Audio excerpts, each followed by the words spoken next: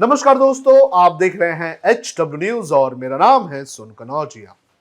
चुनाव आयुक्तों की नियुक्ति में सुधार वाली याचिका पर सुनवाई के बाद से ही केंद्र सरकार और सुप्रीम कोर्ट के बीच मनमुटाव बढ़ते जा रहा है। एक बार फिर से केंद्र सरकार और सुप्रीम कोर्ट के बीच टकराव बढ़ने के आसार नजर आ रहे हैं। क्या है ये पूरा मामला, ये मैं आपको एक एक करके बताऊंगा, लेकिन उसके पहले मैं आपसे अपील करना चाहूंगा कि आप इस वीडियो को बड़े पैमाने पर शेयर करें।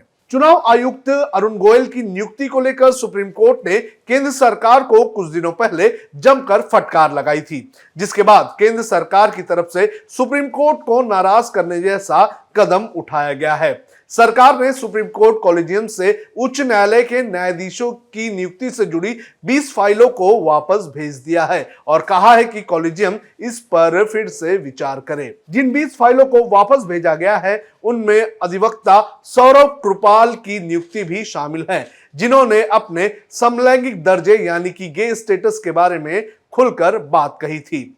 सुप्रीम कोर्ट और हाई कोर्ट के जजों की नियुक्ति की प्रक्रिया से वाकिफ सूत्रों के मुताबिक सरकार ने 25 नवंबर को कॉलेजियम को ये फाइलें वापस भेजते हुए अनुशंसित नामों के बारे में कड़ी आपत्ति व्यक्त की है। उन्होंने कहा है कि 20 नामों में से 11 नए नाम थे और 9 नाम शीर्ष अदालत के कॉलेजियम द्वारा दोहराए गए थे। आपको बता दें कि सुप्रीम कोर्ट के जस्टिस कौल और जस्टिस ओका की बेंच बेंगलुरु एडवोकेट एसोसिएशन की ओर से दायर की गई याचिका पर सुनवाई कर रही है। यह याचिका पिछले साल दाखिल की गई थी। इस याचिका में कहा गया है कि सुप्रीम कोर्ट कॉलेजियम की सिफारिशों के बावजूद 11 नामों को केंद्र सरकार ने मंजूरी नहीं दी है। इस याचिका में केंद्र सरकार पर सुप्रीम कोर्ट के आदेश की जानबूझकर अवज्ञा करने का आरोप लगाया गया है। इसमें यह भी कहा गया है कि कुछ नाम सरकार के पास से 1.5 साल से लंबित है। इसमें कहा गया है कि कॉलेजियम ने 11 नामों की सिफारिश की थी और इन नामों को दोहराया भी गया था। बावजूद इसके केंद्र सरकार ने इसे मंजूरी नहीं दी है। अब सुप्रीम कोर्ट ने इस पूरे मामले को लेकर क्या कहा है, यह भी मैं आपको बता देता हूं। आज तक की रिपोर्ट के अनुसार सुप्रीम कोर्ट के जजों की नियुक्ति के लिए नामों को मंजूरी देने में देरी होने पर कोर्ट ने नाराजगी जाहिर की है। इससे पहले 11 नवंबर को कोर्ट ने केंद्र सरकार को नोटिस भी जारी किया था और कहा था कि मंजूरी देने में देरी करना स्वीकार्य नहीं है। इस पर जस्टिस कौल ने कहा कि सिस्टम कैसे काम करता है, इस पर हम अपना रोष पहले ही जता चुके हैं। मुझे ऐसा लग रहा है कि एनजैक रद्द किए जाने से सरकार नाखुश है, लेकिन कानून का पालन करने का ये कोई कारण नहीं हो सकता है।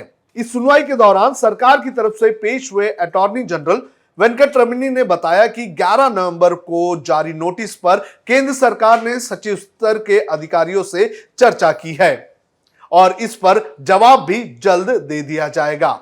इस मामले की सुनवाई के लिए सुप्रीम कोर्ट ने अगली तारीख 8 दिसंबर की तय की है। सुप्रीम कोर्ट ने नाराजगी जताते हुए कहा कि जमीनी हकीकत यह है कि नामों को मंजूरी नहीं दी जा रही है। सिस्टम कैसे काम करेगा?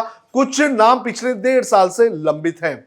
अदालत ने यह भी कहा कि ऐसा नहीं हो सकता है कि आप नामों को रोक सकते हैं। यह पूरी प्रणाली को निराश करता है और कभी कभी जब आप नियुक्ति करते हैं तो आप सूची से कुछ नाम उठाते हैं और दूसरों को स्पष्ट भी नहीं करते हैं।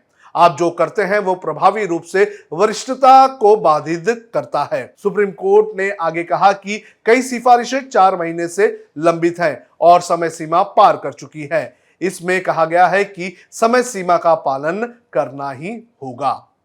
कॉलेजियम सिस्टम पर उठे सवाल। इस पूरे मामले के दौरान केंद्रीय कानून मंत्री किरण रिजिजू का एक बयान भी सामने आया था, जिसमें उन्होंने कॉलेजियम सिस्टम को विदेशी बताया था और कहा था कि ये हमारे सिस्टम से अलग है, यानी कि हमारे संविधान से अलग है। उन्होंने कहा था कि आप बताएं कि किस प्रावधान के तहत कॉलेजियम सिस्टम बनाया गया है।